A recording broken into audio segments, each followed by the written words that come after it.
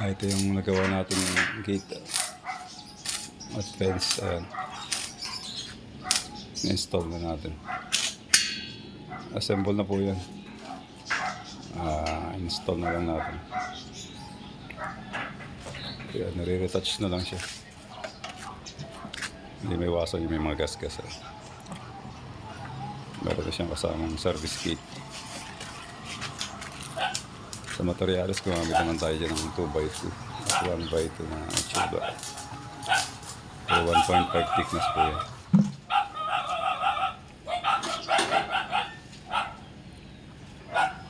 Ayan siya. Okay na.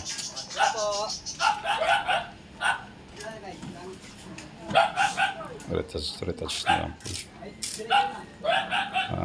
Dito naman sa fence, gumamit tayo na 1x2 pang framing at 1x1. Ayan.